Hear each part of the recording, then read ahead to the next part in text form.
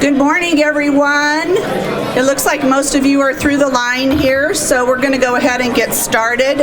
Please continue to get your food and go back for seconds if you'd like. Well, good morning and welcome to the 2023 Forecast Breakfast hosted by the Morton Chamber of Commerce. I am Lisa Moser. I am a current board member with the Chamber. This is my 4th year on the board. And I am thrilled for us to gather here this morning to learn more about our Morton community. Thank you, sorry. I'm just a little short. Thank you for our sponsors this morning. Justin Farrell with Caldwell Banker Commercial. Thank you, Justin. Hub Cool Insurance. Thank you, Table. And our host site, of course, the Knights of Columbus. We appreciate that. And our breakfast by TCRC. So we'll give all of them a quick little hand.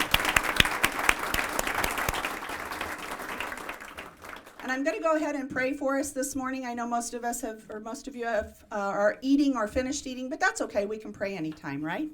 Please bow your heads. Dear Heavenly Father, thank you for the opportunity to gather this morning as a community and give thanks to you for all of our blessings. We hope that, in turn, you will give us guidance and continue to fill our hearts with the glory only you can provide. We ask that you are with our speakers today as they share their opportunities that you have provided and help guide their words to share their message. Thank you for this food provided by TCRC, our host team at Knights of Columbus, and our sponsor partners. We look forward to the hope and joy you will provide as we come together as a community to glorify you. We celebrate this Morton Community Forecast Breakfast. In your mighty name we pray. Amen. Amen. As you continue to enjoy your breakfast, we're going to go ahead and get started and welcome our speakers.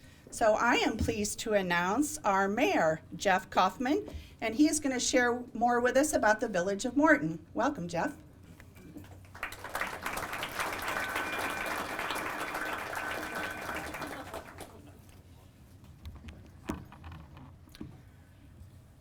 I'd like to welcome everyone here today, and thanks again to all the sponsors and for hosting this event. Morton is a growing community. We're the only community around this surrounding area that has grown for the last 2 years, and now we're approaching 18,000 people. So we definitely have some growing pains, and that I would like the village board to address this year. I'm going to speak about 4 things. The budget for this year, starting May 1.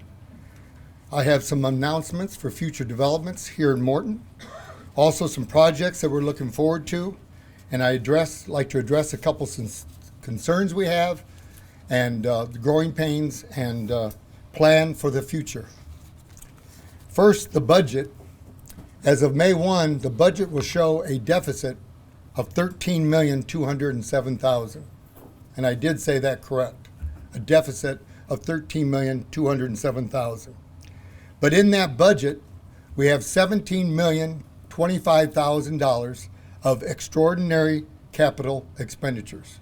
I'll say that again, $17,025,000 of extraordinary capital expenditures. And in that, in the general fund, we have $4 million for the Flint Street expansion, where Matt Corr is on 98. That road will loop around to where precision planning is. $1 million for the expansion of Erie Street and Birchwood intersection. $750,000 for a fire engine. $475,000 for an ambulance. $300,000 for new radio antennas for the police and fire.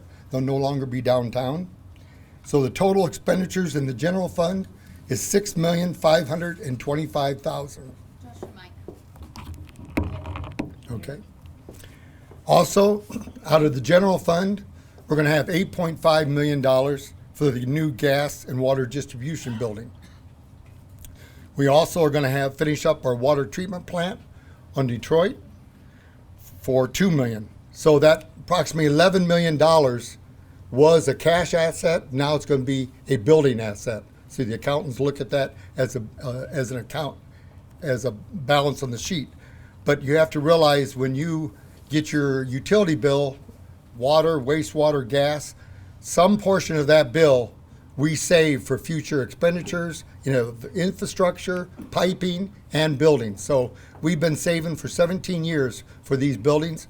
We're going to write a check for all $17 million. And if we hadn't have had those $17 million of expenditures, we'd have a $3 million surplus. So this is one of the years we're going to be spending some of the cash that we've saved, that all of you in this room have been putting in the kitty for 17 years. I'd also like to announce Flint Street, Morton has been awarded an IDOT EDP grant in the award of $2 million.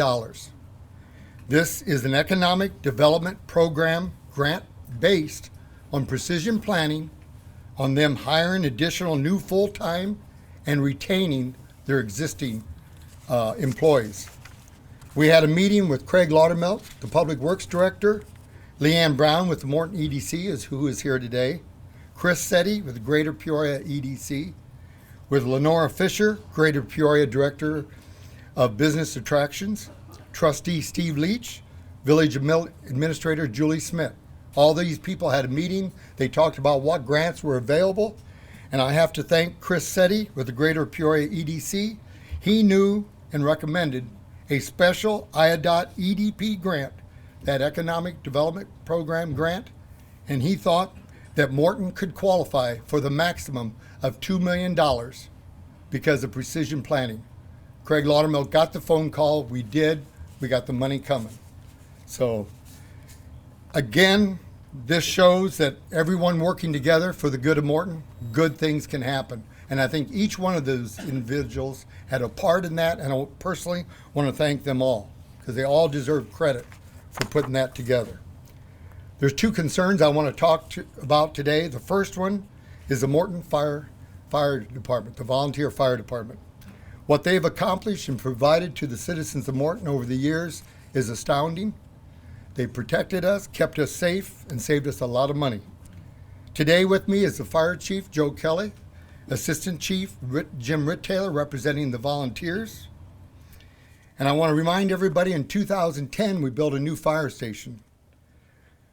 The board then, Village Board and Mayor Norm Durflinger, we built that fire station in the hopes of having a good training facility and keeping our firefighters in Morton so they didn't have to leave their families at night for training. We accomplished that. But the other goal, we were hoping that we'd get at least 10 more years out of the volunteer fire department. We have gotten 13 years. But we now need volunteers during daytime hours.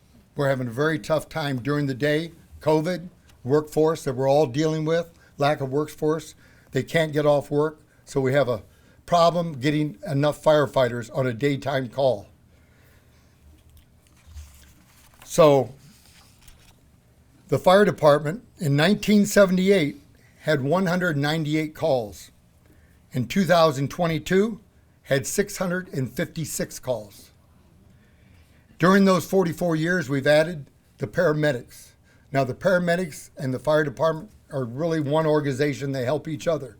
But when you look at 5 other communities that I'm going to mention, these 5 communities have full-time fire departments and ambulance service. Morton has volunteer fire department and paramedics. So the number you need to remember is Morton responses last year was 2,837.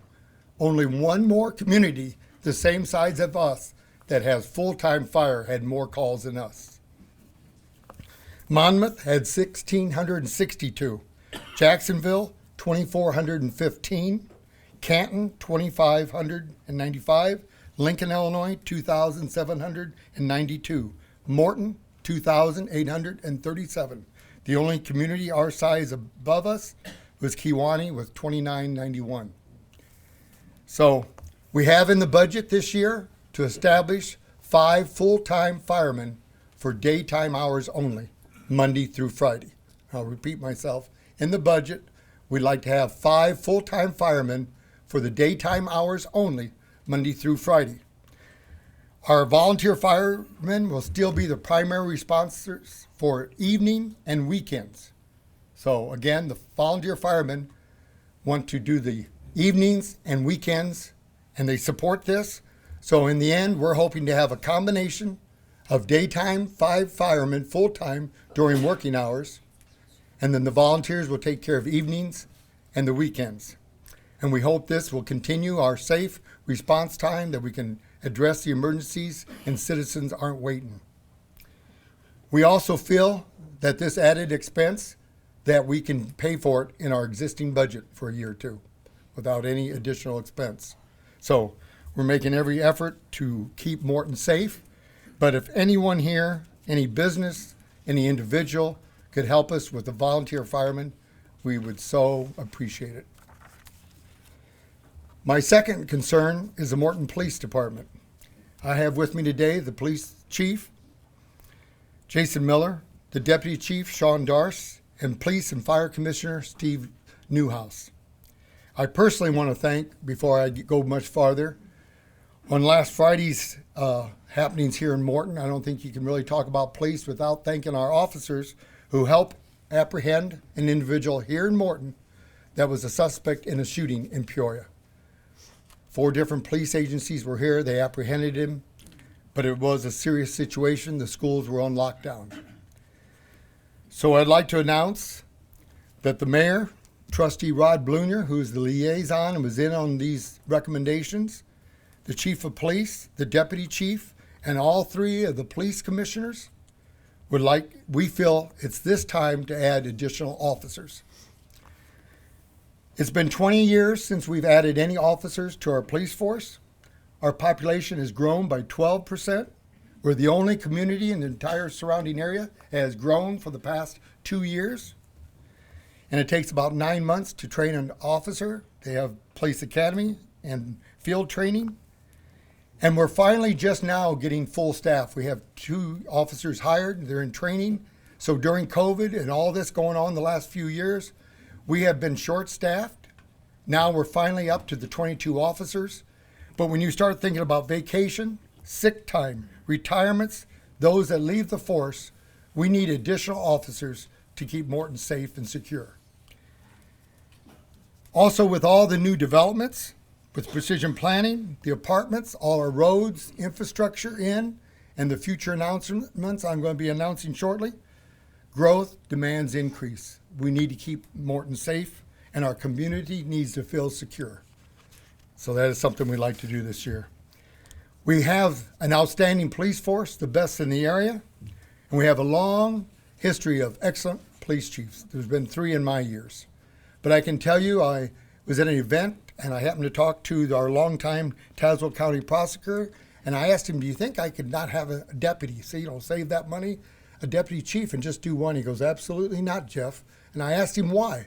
He goes, Jeff, the way your police force does it, from the officers to the sergeants to the deputy to the chief, when it gets to my desk, 98, 99% of the time, the paperwork is impeccable. I can go straight to course, and I can win every time.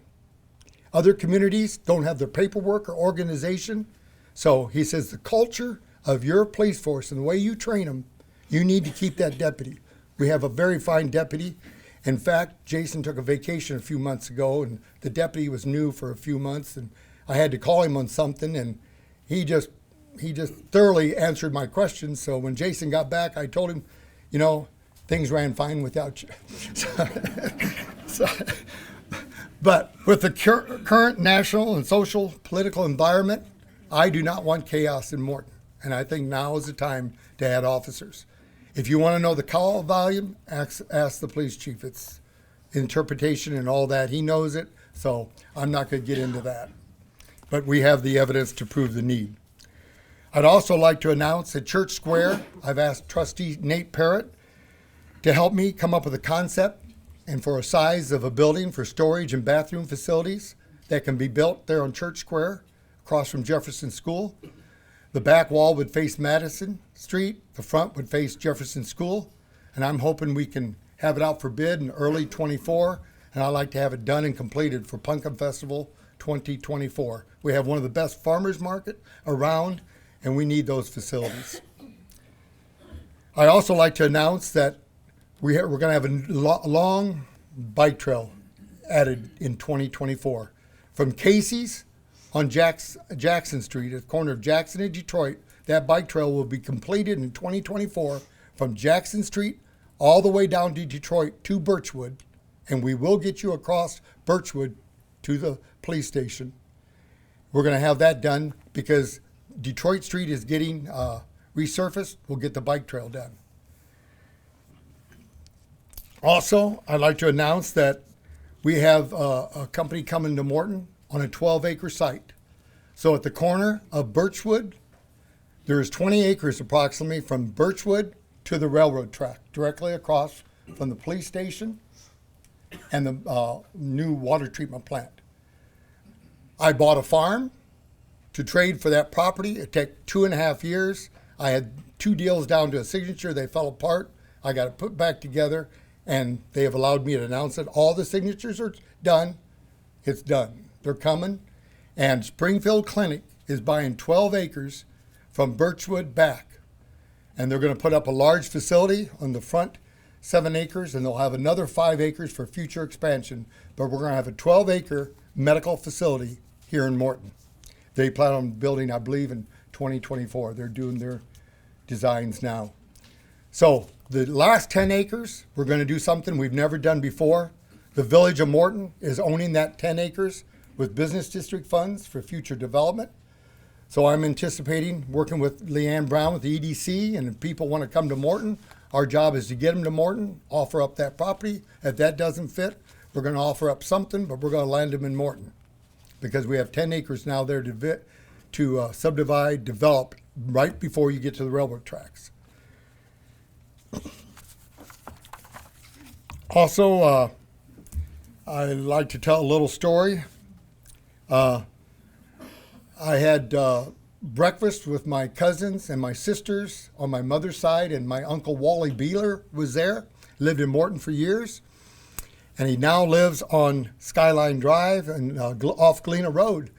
And he told me he comes back to Morton 3 times a week. And I go, Uncle Wally, what do you do in Morton? He goes, I go to Eli's and I get a special mocha drink.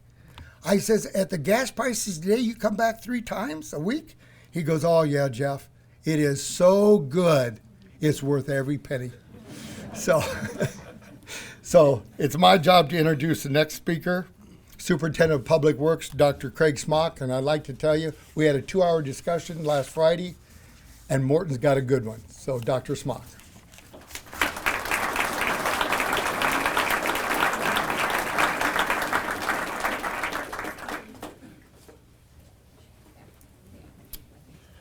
Good morning, Morton friends. Thank you for being here today. Thank you for the Chamber and all the sponsors for today. This is a great event, and I'm very excited to talk about some challenges, but also some outstanding things that our students are doing, our teachers are doing in our schools today. So it's going to be a great time for me to get to brag a little bit, but also to share about some challenges that we're dealing with, like the technology. Side button on. Turn the side button on. Oh, okay. What do you know? Okay. All right. So I want to start with, there'll be some charts and graphs, and there'll be some show and tell. So you're going to get to see some charts, graphs, show and tell. The mayor talked about our population and how it's growing. We did a demographic and enrollment study to kind of project out how many students we could expect in the next 10 years.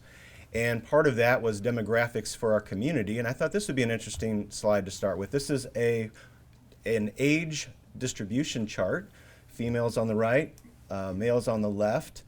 And it kind of shows you that, we know we're an older population here in Morton. People like to stick around here. They like to stay here.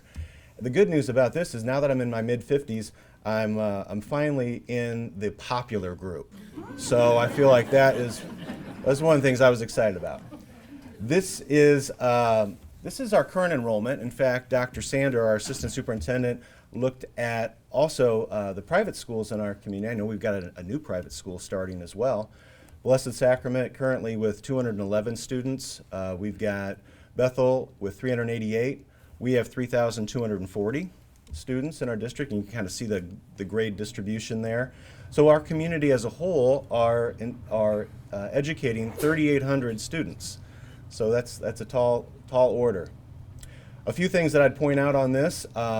we have a record number of preschool speech students that we're educating. Kids having trouble with preschool speaking, articulating their words, ages 3 to 5.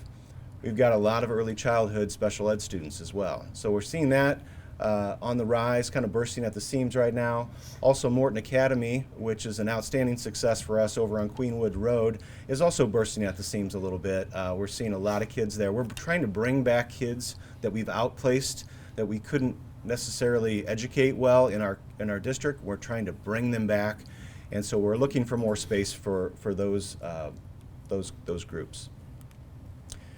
This is a chart with a lot of numbers, and this is the projections of our enrollment over the next 9 years. And all I'll say on this is just that it really doesn't change much. This is our elementary population over the next 9 years that's projected. Our junior high stays close to 500, and our high school stays close to 1,100. And you can kind of see where we're at today and where we're going in 9 years doesn't fluctuate a lot. And we needed to know that information to be able to plan for facilities and kind of know what we're going to need on the horizon. So although the population of our community may be rising, it's not necessarily affecting our enrollment, at least in terms of the projections we have so far. So I wanted to share that with you. This is a graphical look at that. You can kind of see the green is the past, the blue is the potential future, and you can kind of see where our plan is to stay pretty level. So although we're bursting at the seams with early childhood, Morton Academy, I would add high school vocational, industrial tech areas. There are some space needs, and we are full everywhere else. So we don't have empty rooms sitting around, so we're very full. We have some space needs, but on the horizon, it doesn't look like a big growth spurt in terms of enrollment. I'm not going to say a lot about test scores today other than to say this. All schools across the state have been challenged by the pandemic. And just a quick glance at this. That's the wrong button. So this is Morton. This is the pandemic year where we were missing scores. Kids were not tested. This is the state. And you can kind of see this example, although it got cut off at the top, I think. This example is elementary school students, and it's in English language arts, so 3rd through 8th grade scores. And what you can see here is this was pre-pandemic scoring for us, and this is post-pandemic. We had a slight slip, you can see, with the fact that in the last quarter of 2020, we were completely on remote. And then the years after that, we're wearing masks and social distancing and having lots of absenteeism due to COVID on the part of our students and our staff. So as you could predict, it was very impactful. It was impactful for the whole state. These are the state scores. Of course, we've always done better than the state, but we've still been impacted by COVID. So that's, and you can kind of see that's also true in math.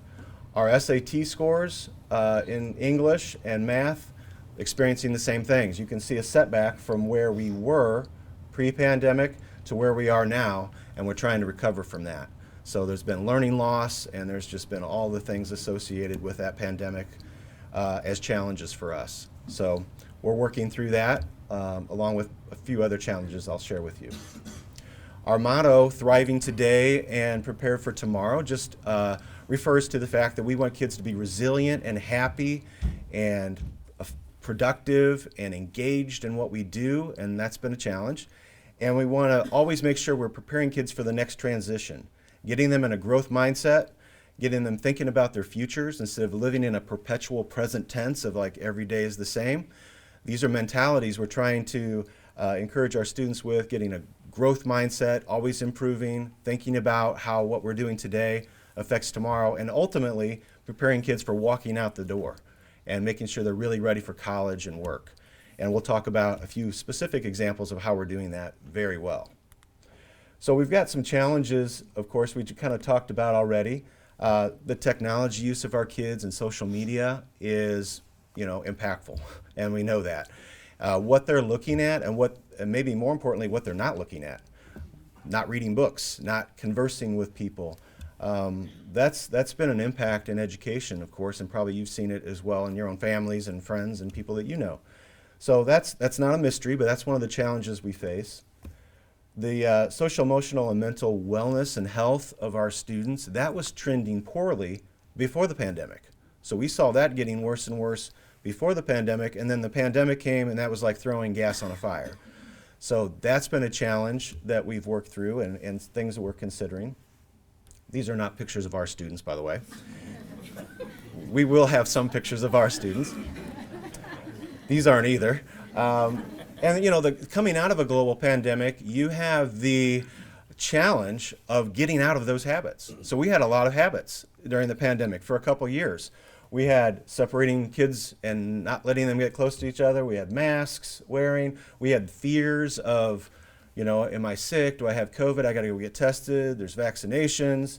And some of that still exists, of course, to maybe a lesser extent now. We had remote learning. We had absent teachers and students, a lot of absenteeism. And so coming out of that, the challenge for us is how do you break some of those old habits and get back to normal?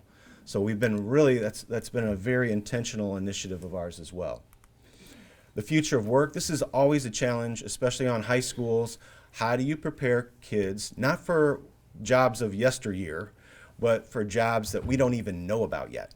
So how do you do that? What technical skills do they need? What knowledge? But what soft skills do they need so that they can communicate, they can collaborate, they can be good teammates when they get out into the workforce? Those are the skills that aren't tested a lot of times. And so how do you focus on something that's not measured very well? You have to do it. It's in the best interest of the kids, so we do that. And then ultimately, this is more of a challenge maybe on our school board and our administration, is how do we maintain local control? How do we do things in Morton the Morton way? Not the state of Illinois way, not the national way, but the way we would do it, the way we know is best for our kids. So that means having the people on the top of this slide make decisions, and not so much the people on the bottom of the slide making decisions for our schools. And that's a constant challenge in front of our board and our administration. And I'll share some examples of that in a little bit. So we got all these challenges. What are we going to do about it, or what have we been doing about it? Well, that I'm happy to share with you. We've got some initiatives that we've aligned based on those challenges. So we have those challenges. Okay, so what are we going to do about it?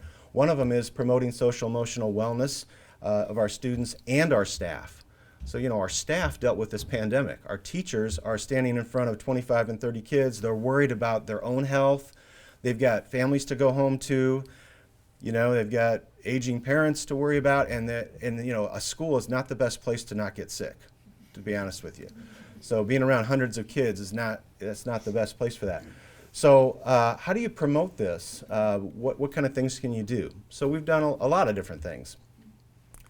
So we've got our social workers. We've got a team of social workers, psychologists, and we are, even beyond these folks, we're adding to them. Thankfully, the school board has agreed to add social workers so we can lighten the load of the social workers we have. They deal with such severe behaviors. You may not realize the things that kids are doing now in schools, the behaviors they have, the unwillingness to come to school, the tantrums that are thrown and things like that. It's just, these are great people, and they're backed up by school counselors, school psychologists, and many others. These aren't the only people, but these are the few smiling faces that are on the front lines of some of the most severe issues that we have.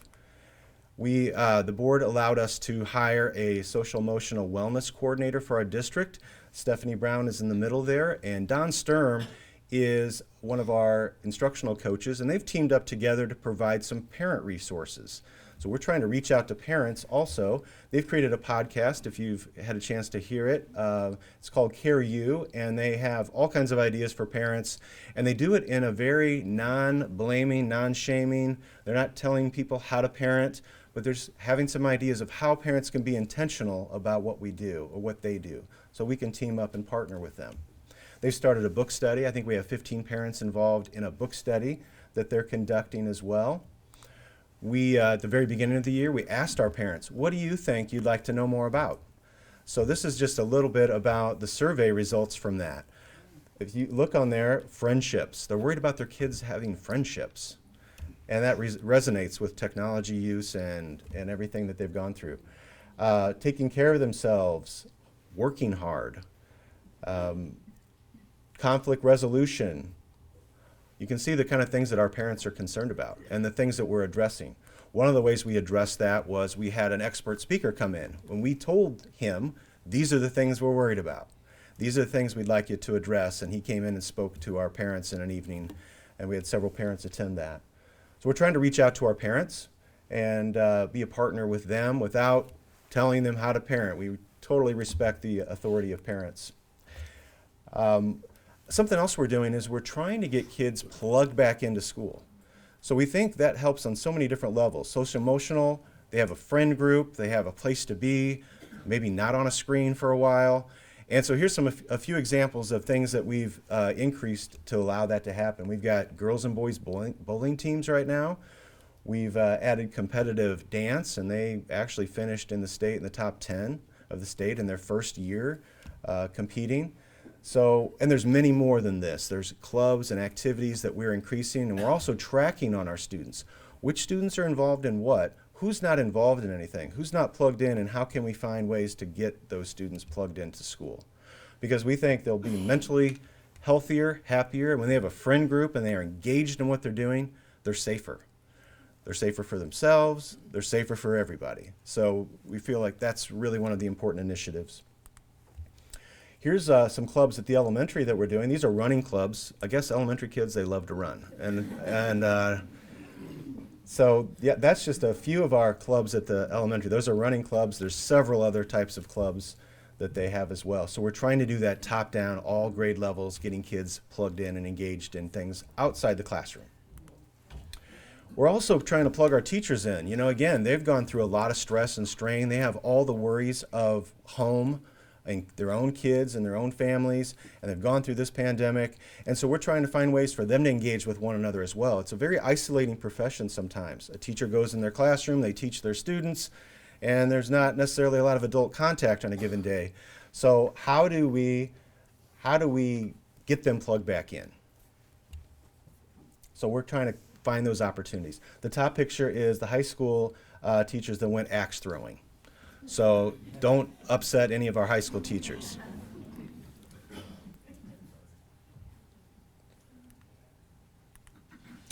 Our second one is preparing students for the future with a purpose.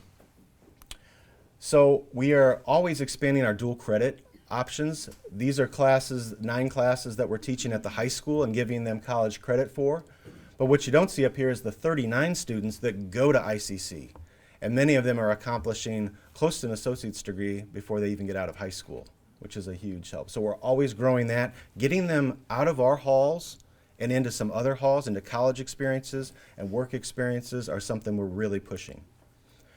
We've kind of reconstituted our FFA program this year, and we have amazing success. We have 20 kids that are competitive in FFA, and they're winning awards. We have 150 kids taking FFA-related classes. We have Skills USA, which is kind of like FFA, but for the trades. And they're competing in many amazing things. This is just a short list of what they do. Commercial drone flight. Wouldn't you love to compete in commercial drone flight? Diesel technology, heavy equipment operation, carpentry, firefighting, robotics, many others. This is just a short list of the things that our kids are going out and competing with other schools with. And we've got 56 kids involved in that. This is a sample of maybe some of you work at some of these places, and if you do, thank you for being someone who's willing to take some of our students and take them into your apprenticeship program. We've got 15 students that are in the apprenticeship program at these various places. And we're so thankful for the partnership that we have, so thank you if you're here representing these companies. And if you'd like to get on this board, come see me after this, and I'd be happy to set you up for next year. They also come into our schools, so not only are we sending kids to them, they're coming into our schools, teaching our kids about the opportunities that they have and how to get there. And we have a lot of kids that are participating in these lunch and learns, they call them. We're also putting our money where our mouth is as a school district. We've hired 11 of our own students to spend part of their time coming back into our elementary schools and and teaching kids, helping out in the classroom, learning how to be a teacher, and they have done a phenomenal job. We are so proud of the job that they've done, so we've got 11 of those. And we've taken our career readiness even down into the junior high. We have a Career Maker STEM lab, and you can see a few shots from that where they're learning construction and plumbing, and that is not a real arm that they're taking blood out of, but that is a real ankle that's getting taped. So they're learning real world skills and trying to get a sense of what they might like to do, always keeping that future focus in their minds. This is another thing we've kind of resurrected. Our broadcasting class has several students. It's a semester-long class, and they create a news program. So we're putting kids in front of microphones and having them interview one another. The bottom left, they've interviewed me, even for one of their projects. And they create a news broadcast each week, once a week. They do weather and sports and interviews, and they're learning how to get out of their comfort zones and try something new. And I just think they're doing a phenomenal job. It's not always perfect, but it's a work in progress, and they're doing a great job with that. We're also, the board allowed us to hire Andrea White, who's done a phenomenal job with MPTV, and we've increased our focus, not just from the athletics that we do a fantastic job of, if you've ever seen that, but we wanted really to focus on what are we doing in the classrooms on a daily basis that we want to tell everybody about. So she's done a phenomenal job with that, and you can see, again, samples of kids with microphones in their hands. They're either interviewing other people, they're being interviewed about the club or the project that they're doing, and they're stepping out of their comfort zones and getting a little stress dosed to them over time. Here's a few more examples of kids that they're doing that with. Kids being interviewed, kids interviewing other people. And in the classroom, we're getting out of that separation mode. We're getting back together again. We're doing group work. We're going back to normal in that regard. This is an example of a mentorship program that we have at our elementary school where fifth graders, sometimes it's older kids, fifth graders with first graders, they pair up, they are reading buddies, they do different projects together. And just want to show you a little bit of that kids are getting back together. There's leadership even in our elementary school. So with all this going on, what about academics, right? I mean, you have to wonder, like, okay, what are we doing academically besides removing the barriers to learning? One of the things we're doing is making sure that our curriculum is aligned to standards and making sure that that is very transparent and consistent. So our teachers are working really hard on that right now. They are busy making sure, looking at all the standards, making sure what they're teaching aligns with that, and then documenting it. So what you're going to see, at a time when people have never been more concerned about what public schools are teaching, right? You're worried about, like, what is Morton teaching on this and that and the other thing. We're going to make that transparent for you, for everyone, for our incoming teachers. So there's going to be consistency with our teaching, but also transparency. And we're already starting that. You can already actually go on our website, and you could go on the parent tab, click the curriculum guide, go down to whatever grade level you want. You could look at high school science, and then you're going to see pages of things that are specifics about what we're teaching in that class. And we're not fully up and running with that, but right now you could probably see a vast majority of our courses are up, and you can see that transparency. So that's one of our goals as well. This last initiative is more about, more falls on our board and our administrative team. Advocating for local control and parental rights. And I want to just share a few things that our board has done in this regard. We're always resisting legislative overreach. There's all these bills out there. I'll share one with you. You won't believe it. That we're having to kind of fight against and advocate against. Asserting parental rights. I'll show you what the board has done with that. And just maintaining the way we do things in our community, the way we want to do them, is so critical and important to us. Here's an example of a bill that's out there, a real bill, real Senate bill. It's Senate Bill 1473. It's to disband all public school boards and to relinquish all the funds that schools have to the Illinois State Board of Education, where they would manage it, and we would all be state employees and not district employees. And so that's just an example of the thousands of bills. That's probably the worst one.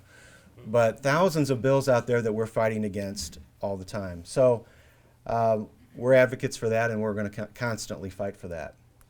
And when it comes to parents' rights, this is an example of a policy that the board passed a few months back. It's policy 682. You could look it up on our site and you could see it in full. This is just a few excerpts, and I'm not even going to read all of that to you, but just the underlined parts. Therefore, the school district will not subvert nor usurp the authority of parents to educate their children in areas of ideology, such as political or religious beliefs and preferences. We're not going to indoctrinate students. That's not what we're going to do. And this is the board's assertion of that fact. And then you can see also maintaining a balanced perspective of the debatable issues. We're always going to hear two sides of the story. Our teachers are required to keep a balanced approach in their classrooms and not just present one political side or the other. And I think it was best said by our board president, Tim Breaker, we're here to teach kids how to think, not what to think. What to think is for their parents to do. So that's a strong assertion of our Board of Education. And with that, I would just say, you know, we have come through the storm, and we're still coming through it, but we have a very bright future. So thank you for your attention. I know I went long.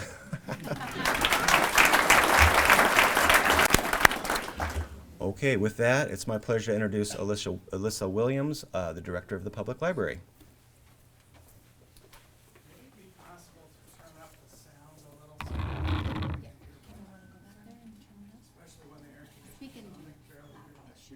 You want to take it off and hold it? Contrary to popular belief, I'm not a quiet librarian. I don't know, is that better? Okay.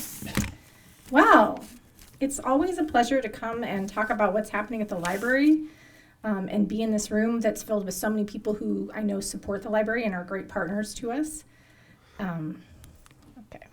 So is it the side button, Leanne? There we go. Okay, so I'd first like to recognize the service of our library board who serve our community so well. And I know we have 3 members here today, Jeff Keach, Tracy Hilliard, and Ed Reesberg. I will not ask them to stand. That's why it's better to be on the library board. So last June, the board approved our new strategic direction, which focused on 3 initiatives of marketing the library, conducting a community survey, and identifying areas of opportunity to reach new people. So we had done a plan when I first came to the library in 2015 that took us right up to COVID. We were starting to do strategic planning when all of a sudden you couldn't do strategic planning because we were just trying to figure out how to serve people and not be in our building. So last year we finished that up, and I'm really excited about the direction that we're going, making residents aware of the value that the library provides for them and what we're able to, the impact that we have on our community. We have also already started implementing some of these new initiatives, such as updating our website, which went just 2 weeks ago, went over a tremendous rebrand to try and make things more easily accessible and user-friendly. So in the fall, we conducted a community survey to identify where do people in Morton get their information about the library and the types of programs that they want us to have. And we were able to implement some of those ideas this winter, such as our new monthly Move In and Groove and music program.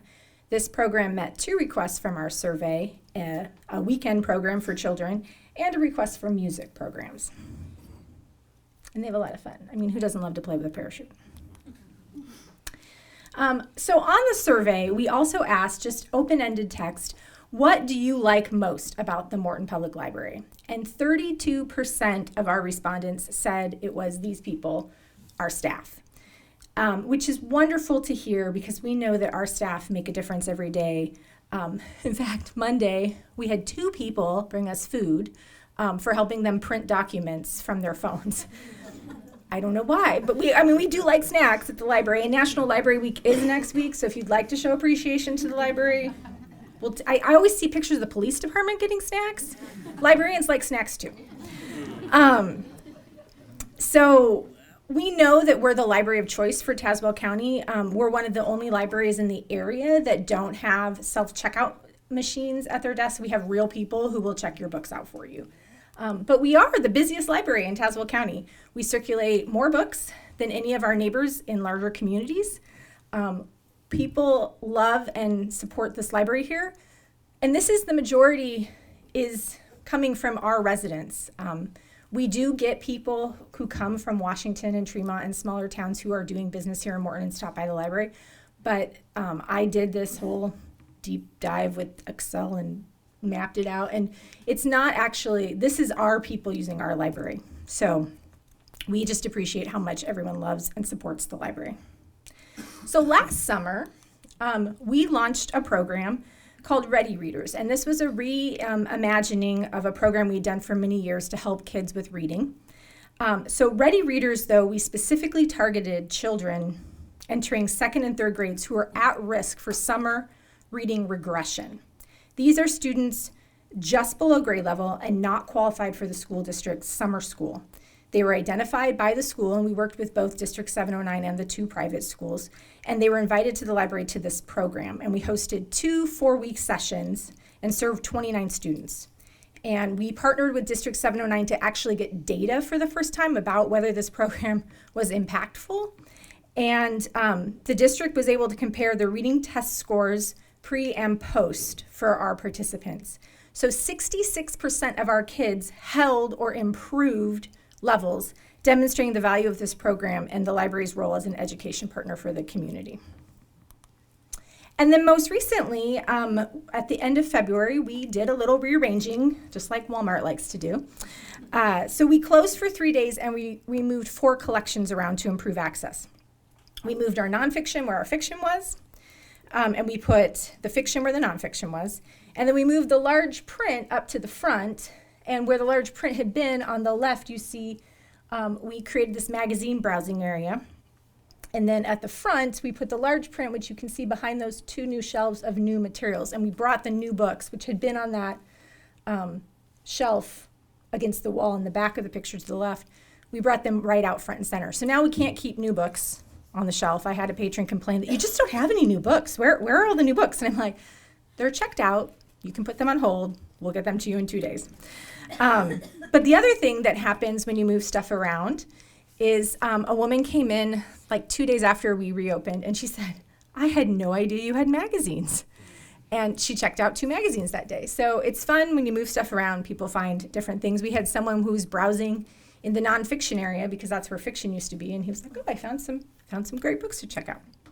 So always interesting when you move stuff around, trying to keep the library fresh and improve access. So the future of the Morton Public Library looks bright. We're heading into one of our busiest seasons, summer reading, oceans of possibility this summer. We have recovered totally from the challenges that began 3 years ago. Our circulation numbers are right at or above pre-pandemic levels. People are back in force attending library programs. And we're finally, I should knock on wood, fully staffed again and ready to serve the community. We continue to be visible in the community while planning for our future, and we hope to see you this summer, either at our summer reading program. So every Friday in our reading garden, it's very busy. At 12:30, we have our Showtime programs where we bring in a children's performer and people picnic on the back lawn and enjoy that. And then Friday nights in July, we host our Groove in the Garden concert series, this year sponsored by Better Banks. So we hope to see you at the library this summer. It's a busy, fun time for us, and we appreciate all the support the community gives us. So thank you. And now it is my pleasure to introduce another great library partner, Joel Dickerson, the director of the Morton Park District.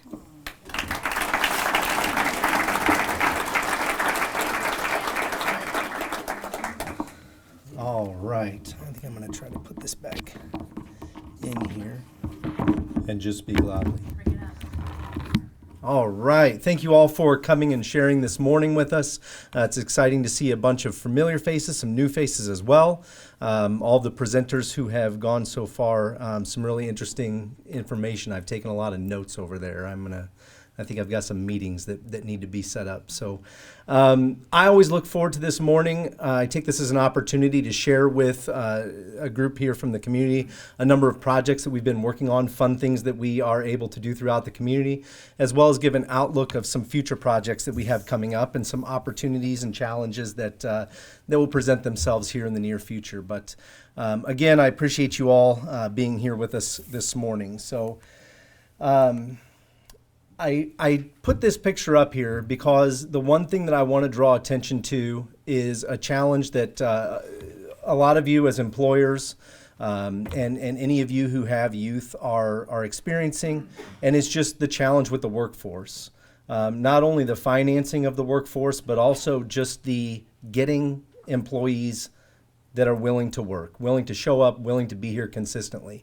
We consider ourselves to be very lucky in that regard. We have an outstanding group of young folks from our community who are willing to come out and work with all of your kids, to work with the adults in the community as well with our programming. And we wouldn't be able to do what we do without this group of outstanding individuals. So one of the things that we also experience as we work with youth is are related to some of the challenges that Dr. Smock talked about with the school district.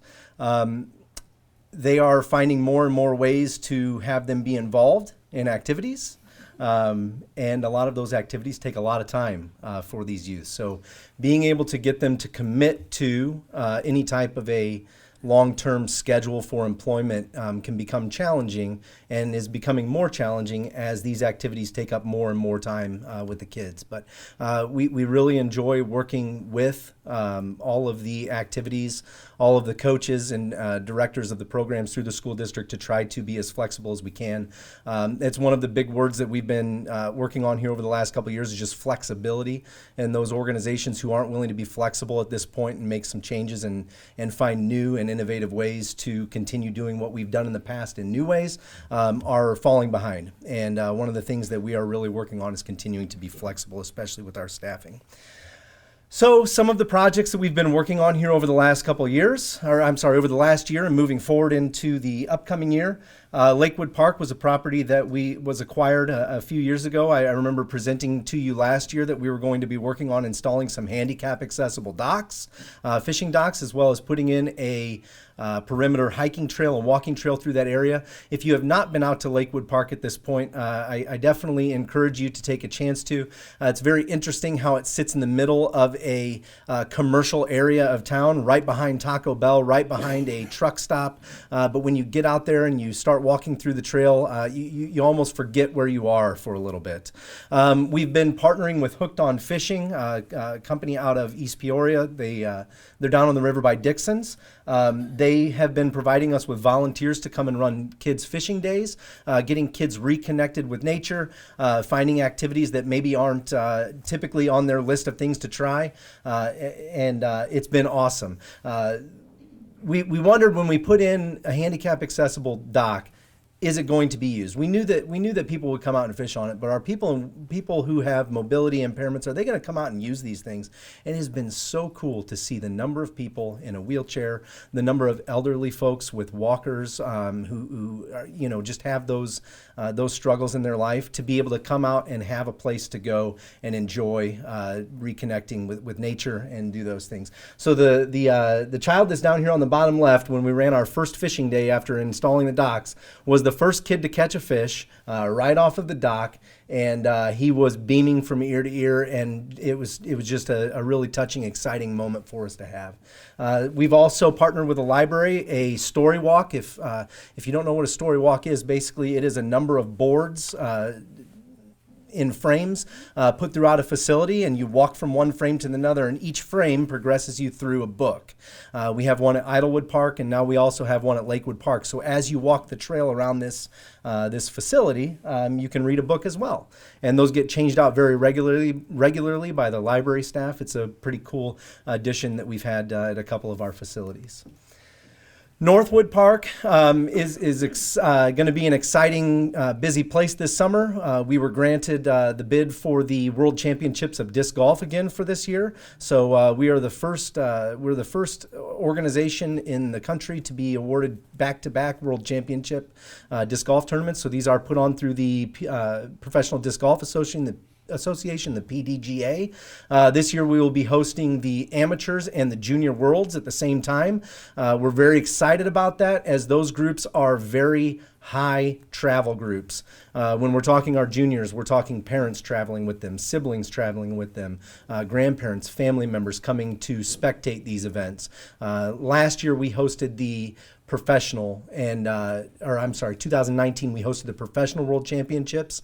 They get a lot of spectators who are folks from our area coming to watch, so probably don't impact the hotel stays, the restaurant usage, and those types of things quite as much as these groups will. It's really cool. If you get a chance to come out, please do that. You could play the license plate game in a matter of minutes driving through Northwood Park. I have literally seen all 50 states' license plates in a matter of one day at Northwood Park. It's really cool thing to see. They use a number of parks throughout the community, or throughout the area. One of the exciting new things for this year, we installed a RC racetrack on the backside of Northwood Park, so off of Hurstein Road as Lakeland curves onto Hurstein Road. That's pictured, this is a pointer? Oh yeah, that's pictured here. It is very cool. If you get a chance to take a child out there, or adult child out there who has a remote control vehicle. I bought one just to be able to use out here with my 3-year-old, so we've spent some good time out here already. We have a number of improvements that we're going to be doing along with that, with an elevated driver stand to be able to drive from, but that's going to be very cool. Off to the east, back here, this field that you see in the background is what's outlined in green here. So we worked with the Schmidt Family Trust, who owns a number of acres out in that area this last year, to acquire an additional 11.5 acres of Northwood Park, making it our largest park at close to 165 acres of property out there. What we're going to be doing with that, we are hosting, as I said, these large disc golf tournaments multiple times a year. We do not have a place for everyone to safely park and commute into the park. So we are going to be, after the fall harvest this year, Stewart Family Farms will continue to farm this fall. We will be seeding this into grass and turning this into a campground. So we're pretty excited to have people who travel in RVs, travel in your van or your car and sleep in it, whatever it might be. A number of people. We should be able to host about 200 vehicles out in that space for camping for our larger events. When it's not being used for those events, we intend on using it for a drone zone, which will be a place for people to come out and fly their unmanned aerial vehicles. I found out is the technical term for drones, UAVs. So we will be using that as a drone flying space as well. So Northwood Park has some cool things going on. It is a very awesome and unique property. Please come out and check out some of the events this year. Southwood Park is in need of some repairs. So as we went through our strategic planning process, which we do with a Parks Report Card, that our Board of Commissioners, myself, a number of our key staff members, and then a handful of individuals from the community are appointed to this Parks Report Card committee. Every 2 years, we review every one of our properties, every one of our facilities. What are we doing well? What do we need to improve? One of the things that was brought up in our last process as we did that was Southwood Park. How many of you have ever been out to JFL on a Saturday when football's going on? How's that parking out there, Tim? Pretty awesome. Yeah. This parking lot is the oldest and in need of some repairs. It's also very tight. So as a part of this process, we're going to be widening it, adding some additional parking spots, and then addressing the playground that's out there as well. So that's one of our upcoming projects with Southwood Park. The village worked to get us this piece of property that is on the corner of Birchwood and 4th Street, right by where the new gas distribution building is going in. We will be turning that into a dog park so that our folks who live in town have a dog park that they can walk their dog to. Makes a lot of sense, right? Our dog park is currently all the way out at Oakwood Park, and while it is a unique and very cool facility, you can't really walk there. So this is going to be a dog park. We're installing the irrigation system here this summer to get that turf up and in good shape and ready to be able to turn it into a dog park. So that's going to be a cool addition there right in the middle of town. The Morton Pool is a facility that you all as taxpayers were gracious enough to grant us a referendum for tax funding. I'm happy to announce the pool will be paid off in 5 years. We went through the process of refinancing those bonds at one point and saved about $350,000 over the lifetime of those bonds. So the last couple years of payments on those bonds are very low and going to be allow us to do some other projects that are coming up that I'll share with you here shortly. But as a part of the process of maintaining a public swimming facility, there are some challenges.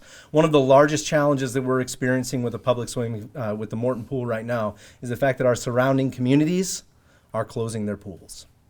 East Peoria no longer has a public swimming facility for their town. Pekin's was closed for an entire year.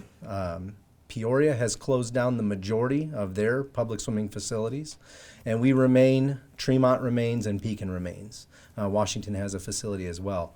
But what we're experiencing because of that is a high influx of users. So last year, just during open swim hours, we processed through about 30,000 swimmers. That's in a 10-week period. The Morton Pool is open for 10 weeks a summer. 30,000 people in 10 weeks. And those hours are limited 1 to 7. And even on some days where we offer evening swimming lessons, 1 to 5:30. So think about those small time frames that we're getting that many people through. So we're excited that this facility continues to be a positive light for the community and will be for a long time. Part of that includes doing ongoing improvements and things to keep the systems from getting to a point where financially it just doesn't make any sense to run them anymore. So we refinished the water slides this year to the tune of about $75,000. We replaced a hot water heater, which was about $40,000, and we're still revenue positive on the facility for the summer. So the Morton Pool continues to be a revenue generator for us, which is great. They are expensive facilities to run, but we're averaging in the realm of about $30,000 to $50,000 surplus on that facility each year, which is outstanding. So come out and join us at the pool this summer. All right, so last year I got to make the exciting announcement to you all that the First Presbyterian Church of Morton had very graciously donated the property and facility at 1020 East Jackson Street to the Morton Park District for community public use. We got to work on that facility in November with our own park staff, maintenance staff, doing a renovation of the interior of the building. And we are ready to move our senior programming into that facility at the beginning of May. The church will also be moving in short order as well. The church will be moving back into the facility. Our intent is to operate those two, to allow the church to go back to their operations, as well as having the seniors be there throughout this summer, and then this fall begin our private renting of the facility for the evenings and weekends. As a part of the strategic planning process that I talked about, one of the big segments of the population that we knew we were just missing was our seniors. We didn't have a dedicated place for them to be. We didn't have great list of activities and things for them to do. So Susan Piles came on board with us, began running our senior programs. There are days where she is now, today, averaging 60 plus people, seniors coming through her programs with a variety of offerings for them. So we're excited to get our seniors here. This is going to be the first public view at what we have done to the interior of the building. So we will be having a open house this summer. We're very excited about that. And here we go. So if you've driven by, you're going to see some exterior changes this week. We started working on the exterior of the building, and the parking lot is going to be the big addition that will come later this summer, early fall. But the interior of the building, now this is the downstairs of the facility. We can host weddings of up to about 140 people comfortably. I think we could probably squeeze to about, 240. I think we could squeeze to about 260. But we basically did this with the intent of this downstairs being as open as possible for our senior programs, make it as versatile as possible, but also be able to hold the reception of the wedding. So this is the downstairs during the daytime with the lighting for the seniors, remodeled the kitchen, remodeled the bathrooms, everything in the entire building got full facelift. Here it is in the evenings with the lighting, ready for your evening meetings or receptions. And then this is the upstairs of the facility. The upstairs of the facility has even more capacity. So as far as being able to hold meetings, weddings, and those types of things upstairs. We built out an entire bridal suite, so we have places for everyone to get prepared for their big day. And it's going to be very exciting for the members of our community not to have to go out of town anymore to have that big day, that exciting day. Last but not least, draw attention again to the 4th of July, which I think has been a very positive partnership for a lot of our entities in town. We work with the village extensively on security, safety, organization. The library is going to be coming out this year and doing some fun activities and giving information out. Creekmere Wealth Advisors came on board last year as our headline sponsor for the event, and they are continuing that relationship moving forward. We're very excited to work for them. We estimate we had about 8,500 people viewing the fireworks show last year from McClellan Park, Grace Church, and the Methodist Church directly across the street. Having those three facilities right next to each other has been a blessing for this event, and we look forward to seeing you out there. Thank you all very much again for giving me this time to talk. And Leanne Brown, the CEO of the Economic Development Council, is up next.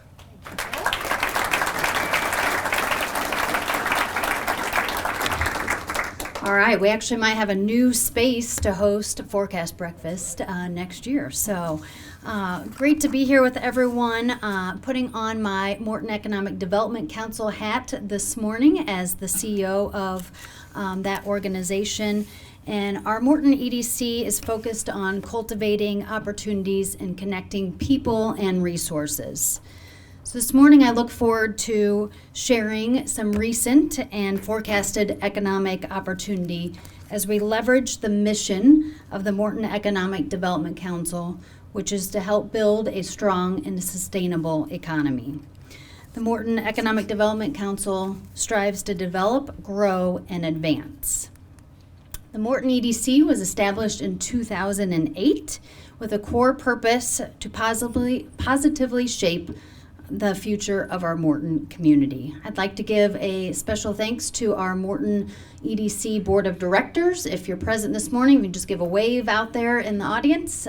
Thank you for dedicating your time, expertise, and talents in serving our mission of our organization.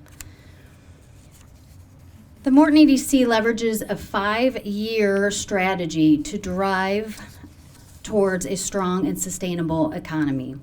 Through our Mission Morton 2026, which is our guiding GPS coordinates to guide us forward in helping shape a sustainable economy. We focus on key initiatives, the 3 that are listed here, and moving through this strategy. Local business and job growth. If you don't know, 80% of business growth comes from our existing businesses. So our primary focus is to connect with businesses, again, connecting people and resources to further our economic growth. As I often say, time is money to businesses, so our goal is to shrink in that timeline and help them advance to their next step. Job growth, a lot of companies in the room. Anybody seen a now hiring sign out there? This is not a unique situation to Morton. This is happening across the globe, but what can set Morton and our region apart is our creative solutions for building the workforce pipeline. And I'll talk through some opportunities on building workforce. New businesses, our focus here in Morton through the EDC is leveraging the supply chain opportunities to diversify our businesses and attract new businesses to fill that supply chain. Just like Morton, many people move back to be a part of their family network. The goal is to also, businesses want to be close to their customers. We also are focused on enhancing the entrepreneurship ecosystem and building resources and opportunities to help them advance their business journey. The fuel along the journey is community development, what makes Morton, Morton. And that is economic development called placemaking. Certainly organizations such as the Park District do an incredible job of elevating, making Morton, Morton with all of the services, opportunities, and experiences we have to offer. And speaking of people, we are focused on strategic alignment and advancing our investor network and bringing opportunities of elevating their insights of what's happening throughout our community. We look to measure our Morton 5-year strategy, and at several of the tables is information on our detailed goals, our indicators that we measure if you're interested in taking a look at that. We can also share out information, but just to give you a snapshot, we are focused on measuring our results, indicators to enhance our economy, and community impact data. So to share a few highlights that we've been working on, we administer a Morton micro grant funded by the Morton Community Bank. And so far this year, we've released 2 grants, and we have another one in the works and a couple more applications in the pipeline to celebrate job growth happening in our Morton community. Ag tech, certainly a key industry cluster here in our Morton community, as we are the center of the Corn Belt corridor and what some are calling Ag Valley of the Midwest. Our Ag Tech Connect focus is to enhance the ecosystem that exists and promote economic opportunity and sustainable growth with innovative solutions. We host our Ag Tech Connect sessions, which is a gathering of people for purposeful collisions, advancing this industry cluster. Morton Made. This is just a great marketing strategy that we can use to celebrate and highlight the stories of our Morton businesses. Workforce livability. Let's share a little bit about our active homes on the market. I think we're at a high right now. We have, as of last week, 7 homes listed on the market. Our realtor friends have said that pre-pandemic, we would average around 30 plus homes around this time. Pending homes, 19. New construction, we're at 8 so far for this year. And just to give you a comparison, last year we ended up at 251 homes sold with an average sale price of $262,500. We at the EDC, we're about making sure that we have data and information that we can help businesses and people make an informed decision. Our EDC, we focused on workforce livability data to help inform projects like Ethos Design Build with their expansive project that they're working on out at Harding.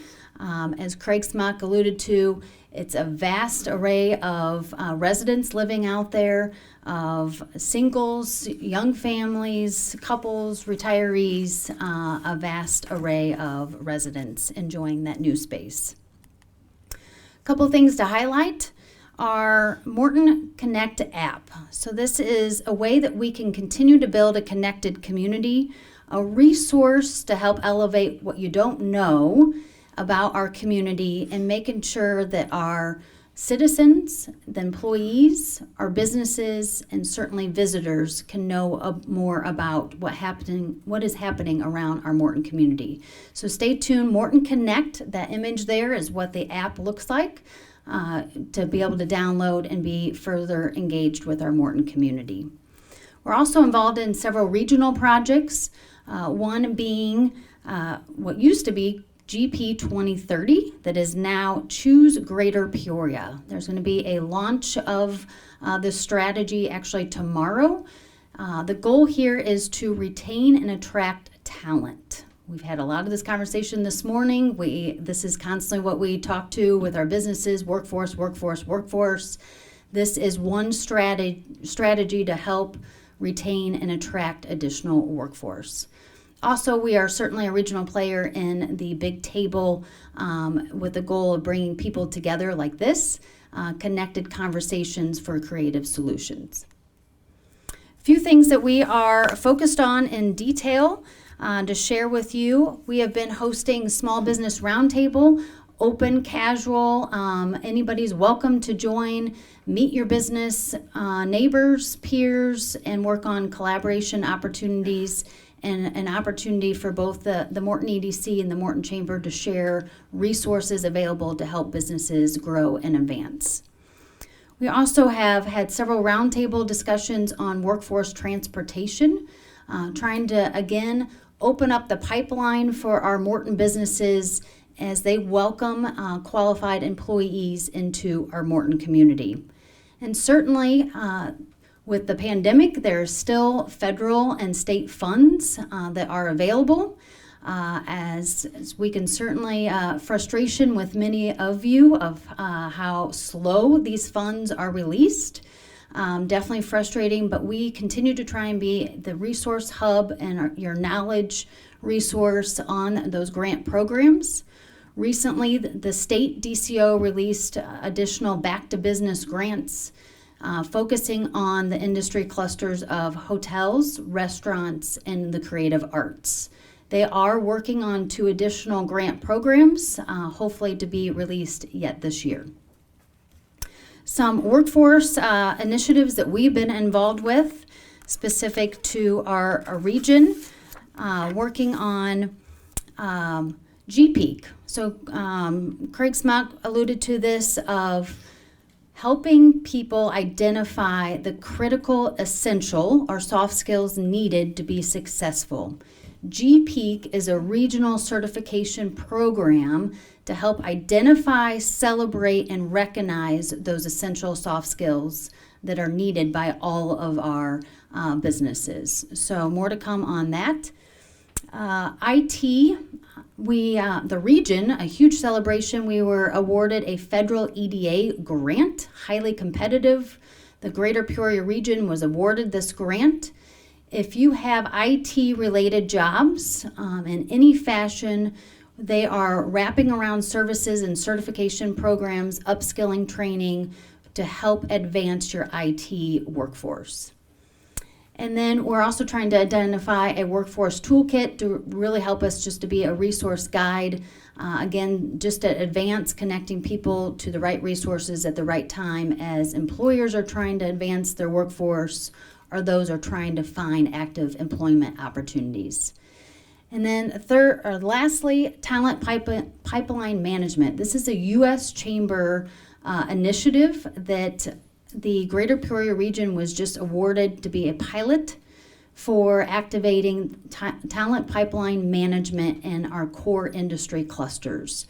So information in the coming weeks will come out about this. And we will certainly share information. If you're a part of those industry clusters, we certainly want to engage your business in the opportunities to build that pipeline. Wanted to celebrate a program that we administer through the Chamber and the EDC in incredible partnership with our Morton High School, especially the counseling department, Morton Mentor. Again, as Craig Smock said, growth mindset of that focus for the school district and having the Morton Mentor students opportunity to be paired up with a business mentor and advance their career pathway opportunities. Business resources. Anybody familiar with Smart Start? Smart Start Morton. Excellent. So we've been investing in this platform and hosting monthly workshop sessions to help, again, connect people and resources to advance their business journey. This is a no-cost program platform and also no-cost monthly workshops that we're hosting to try to build our entrepreneurship network and our young and small business owners. As the mayor alluded, we have several projects to celebrate and excitement. Again, congratulations to Springfield Clinic on your continued investment and expansion here in our Morton community, and a few others to celebrate here. Scrolls, the Sweet Room, is a success story out of Smart Start Morton. They leveraged the platform, they leveraged the workshop sessions, and they probably advanced opening their doors by 10 plus months and very well connected to other business owners because of the Smart Start Morton. But several others just in short order to be celebrating and watching for as they continue to open up their doors and move through their projects. Certainly, as the mayor alluded to, precision planting. We are the buzz of the region and beyond. As I go to many regional meetings, what in the world is being built off the interstate, Leanne? So we're just excited as we continue to focus on our agriculture industry. What an exciting project to have precision planting being constructed.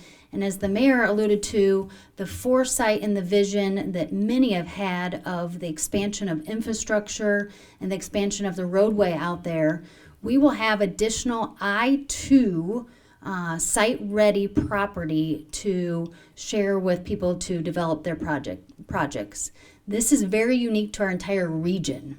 We have very limited I-2 properties available throughout our region. So again, this puts Morton ahead of many other opportunities in attracting other businesses to our community. With that, I'd just like to share, we often get asked why the chamber and why the EDC. I always like to share this perpetual development of how the two organizations interconnect and why it's vital to have both organizations, one, to build the pipeline and cultivate those relationships, and two, to activate enhancing business and building our community. Few things, so takeaways today. Hopefully you're walking away inspired in awe of all the great opportunities that we have, the incredible leadership that we have behind all these organizations, but further ways for you to get involved. Of course, we are the pumpkin capital of the world, if you didn't know, and upcoming farming pumpkins for our 2023 Morton Pumpkin Festival, our 57th year. Certainly a lot of opportunities to volunteer and get behind that wonderful, incredible festival that we host that takes truly a village to bring forth. But so many great other opportunities. Our community cleanup celebration this Friday and Saturday in celebration of Earth Day, and also just shop local. Share something positive. Every day, make that a challenge of where can you shop local, how can you support our brick and mortar, and what is something positive you can share about our Morton community, our Morton businesses, and truly the people of our community. On your tables, you also have a snapshot of all the great work that the speakers alluded to today and other critical partners. This is a snapshot we wanted to share of community impacts of how our Morton community is advancing and growing and thriving. With that, here is our team to connect further. I could stand up here all day and talk about exciting projects and opportunities, but I'd like to welcome back up Lisa Mosier to close us out. And I would like to give a sincere thank you to all of our speakers for joining us today. And on behalf of the Morton Chamber of Commerce Executive Director, it's great to have partners that we do that truly work hand in hand each and every day to continue to take advantage of opportunities and help our Morton community thrive. So Lisa, come up and close us out, and I wish everyone a wonderful and blessed day.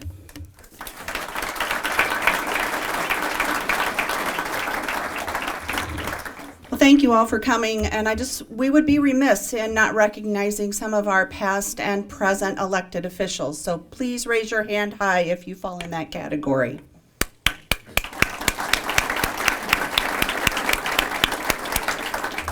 We thank you for coming today. We hope you're inspired by all of the things that are going on in our lovely community.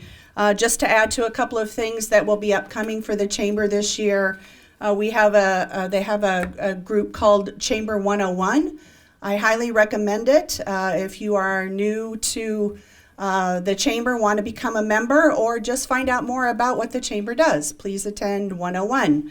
Also, we have our annual golf outing. That is coming, June 12th this year out at Pine Lakes. It's always a great and fun time. Please participate in that if you can. All those proceeds benefit the Pumpkin Festival Endowment Fund, and that is part of our Give Back program. Of course, farming pumpkins, that's going to be big and it's so fitting, I think. So we're excited about that. We want to thank our sponsors today, Hub Cool Insurance, and Justin Farrell with Caldwell Bankers. We thank you for that so much. That's great. And I just want to, before we leave, turn over your agendas. There's an orange sticker on some of your agendas, so please, if you find that at your table, please take the flower arrangement or gift that's sitting there. Centerpiece. And also, a few of those centerpieces have chamber checks. So if you receive those, please shop local. Thanks for coming.